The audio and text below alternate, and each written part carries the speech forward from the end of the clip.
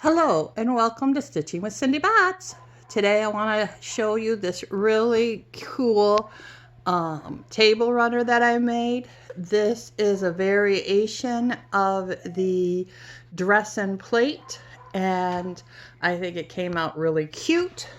I gave it a pieced border that I think really helps blend it all together. And I gave it this detail here. I'm not sure at the moment what that's called. I'm sure someone could tell me. It just slips my mind. But I did do piecing for the border. Added this decorative element that matches the centers of my Dresden Plate mock.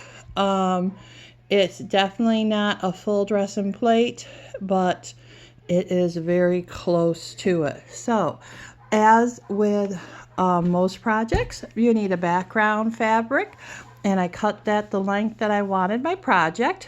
Then I used a heat and bond.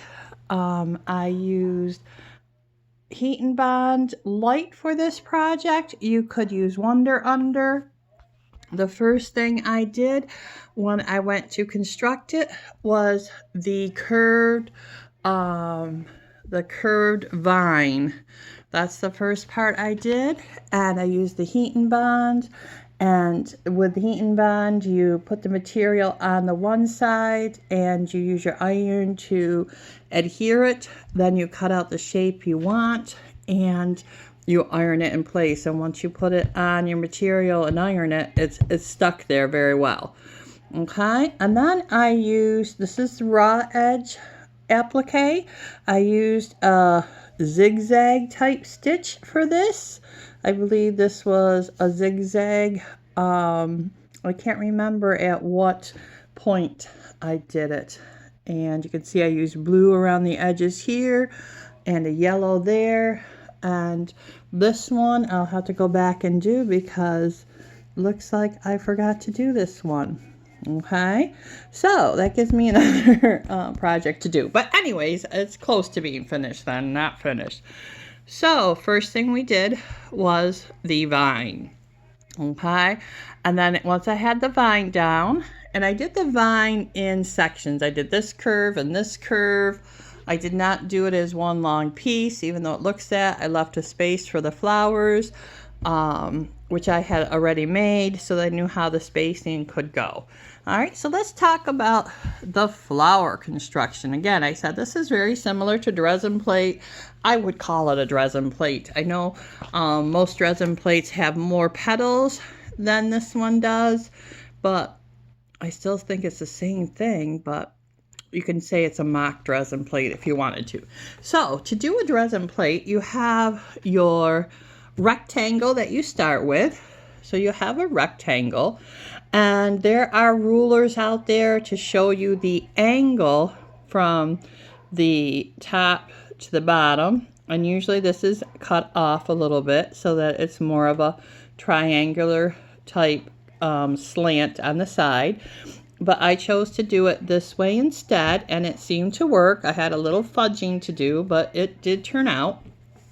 So I had been gifted all these blue rectangles.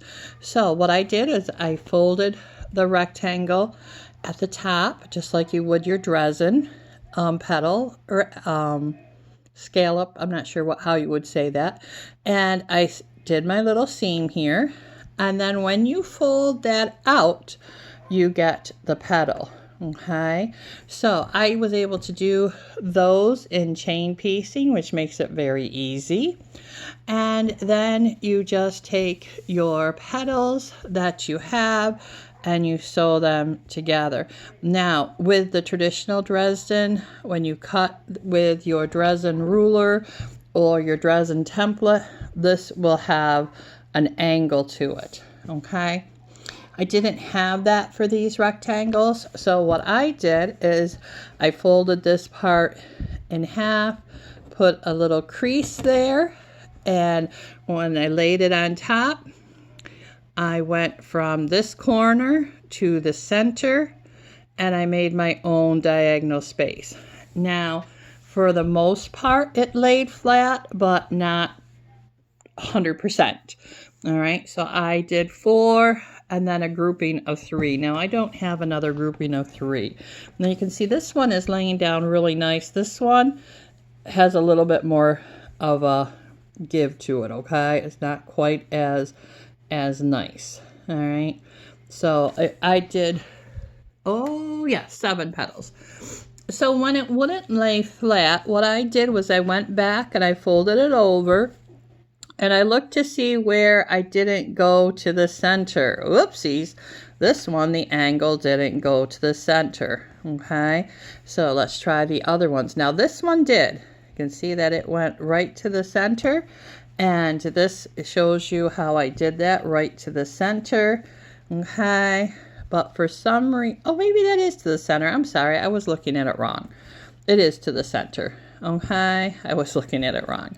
But yes, you can see here where I folded it over and made the seam, and then this one shows you how I just trimmed it back, and that's how you do that, and you just keep constructing it around.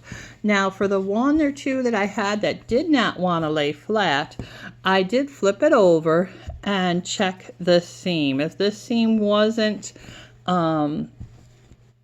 quite what it should be, I just started over a little bit farther, just a real little bit, and joined it down to the point. And I just kind of made that seam at the top just a little bit wider, so it was a little bit greater angle, and like stopped about here. Okay, because the problem wasn't down here, usually it was up here where I had just too much fabric. So I just changed that angle a little bit, and then I just pressed it, and it worked out fine. Okay, just by gathering that extra little bit at the tops of these on the back seemed to make them flat. Again, if you used your Dresden ruler, you wouldn't have, hopefully, that problem that I had a little bit with. But I was just winging this and using the pieces that I had, the size and shape that I had, and then I just used, it was either a spool of thread to get the circle or the top off of a pill bottle. Now for this little decorative piece, I want to say it's coaching, but for some reason that just doesn't seem right either.